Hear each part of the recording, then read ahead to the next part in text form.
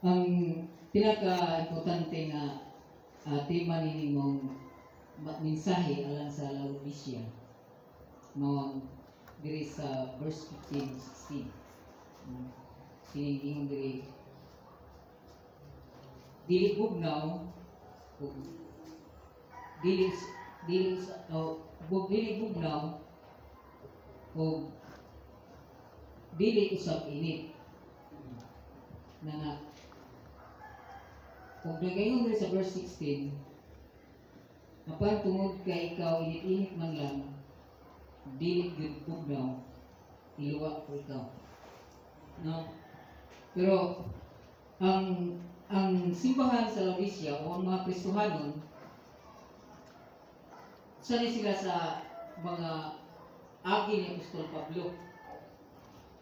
Kining siyudad sa Laodicea na doon na rin sa Colossus, isa sa mga siyudad. So, kining siyudad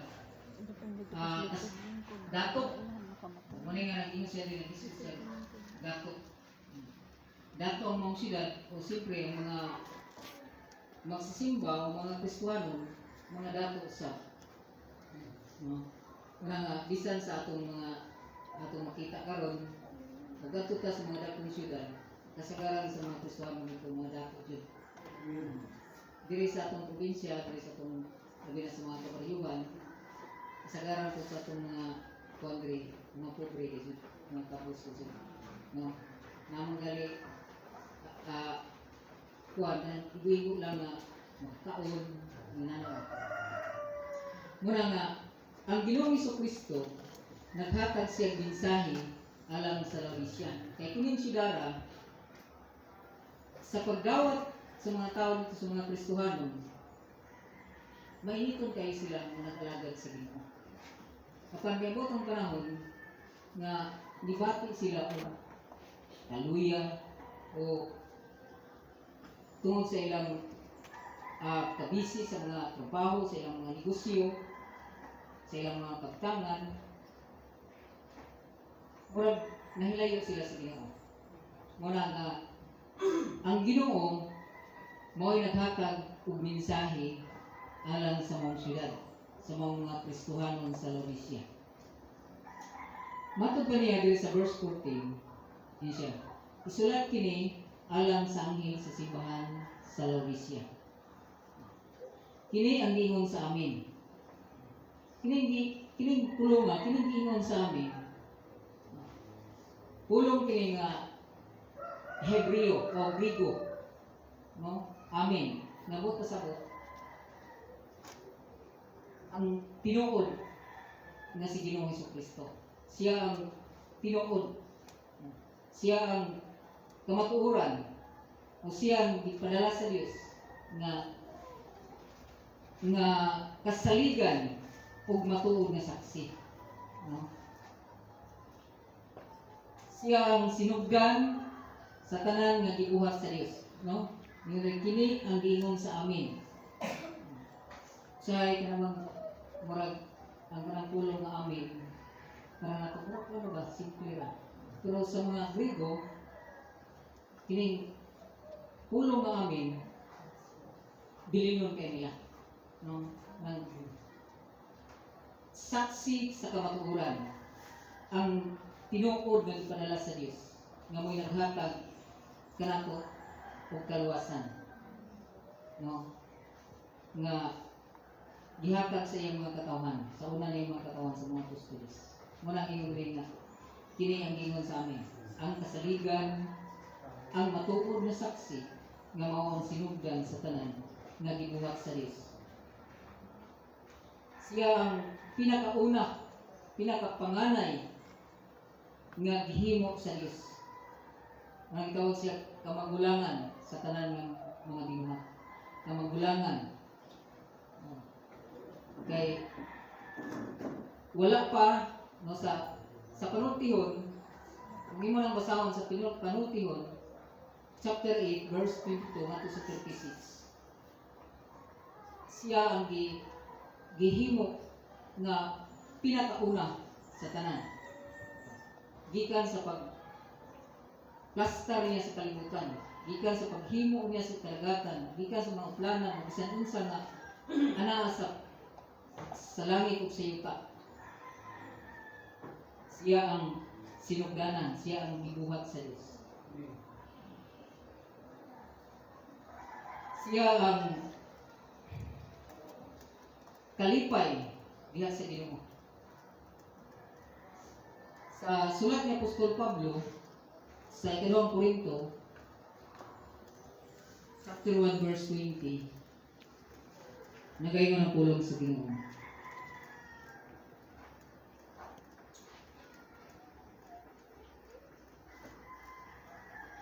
Ikalawang Korinto chapter 1 verse 20. Kayong tanan saad sa Dios natuman kayo diha kang Kristo. Tungod niini ngayon kita amin. Pinaagi kang Kristo alang sa himaya sa Dios, no? Pinaagi kang Ginoong Hesukristo diha mahimaya ang Dios, diha malipay ang Ginoo, diha makapahiyom ang Ginoo. Naghatag siya kalipay nga masinati sa Dios sa tanan nga gibuhat sa Dios. Mga pinaagi kaniya, diha kaniya ang Dios mahimaya. Ato kaya sa Juan, sa sulat niya sa Juan 1:3.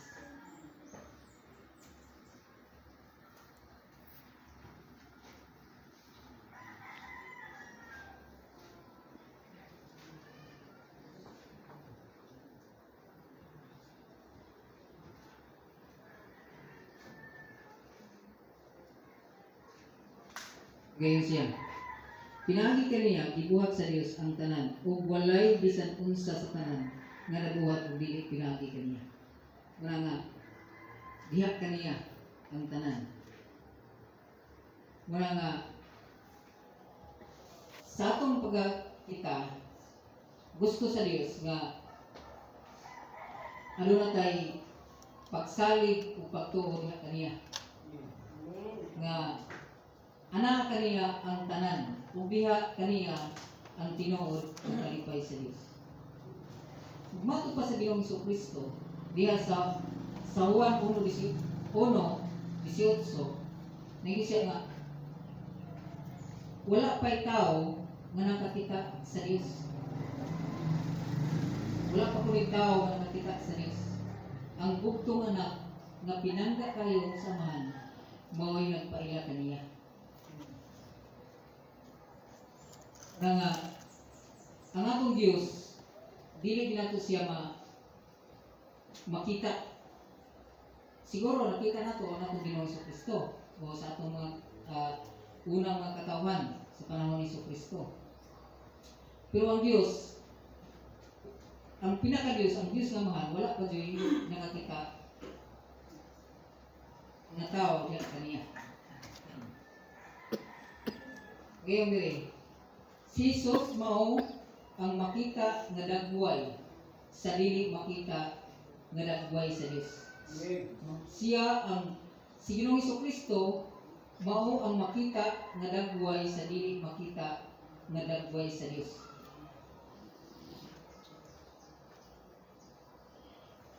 Kung atong basahon sa sulat ni Apostol Pablo sa taga-Kolosas, Kolosas chapter 1 verse 15 ngadto sa 16.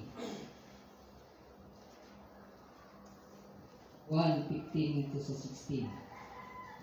Si Kristo mao ang makita nga dagway sa dili makita nga Dios. Siya ang kamagulangan nga anak ug labaw sa tanang ginuhat. Kay pinaagi kaniya gibuhat sa Dios ang tanan nga atuwa sa langit ug aniya sa yuta, makita ug dili makita, nga mga gahom, nga mga espirituhanon, mga pamunuan, mga hari, ug ang tanan nga nagmando gibuhat sa Dios ang tanan pinaagi kaniya ug alam kaniya. Mga diha kaniya ang tanan. Nga kita kung sa may itong mga dagan sa itong mga kinubuhi, ana na to isanding sa itong Ginoong Kristo. Ang tanan, ana kaniya. Ang tanan mahimo niya. Pinaagi kaniya, gihimo sa Dios. Sa verse 15 sa di pala chapter 3 verse 15 nito sa 16. Nagay mo ng pulong sa Ginoo. Nasayod ako sa imong binuhatan. No? Dili kabugnaw ug dili usab init. Gusto ko unta nabugnaw ka na lang gayud o init ba hinuon. Sa verse 16 ang siya. Apan tungod kay ikaw init-init man lang, dili kayo init, kung dili sa bugnaw, iluwa ko ikaw. No? Diya sa verse 15 ito sa 16. Ang mga Kristohanon,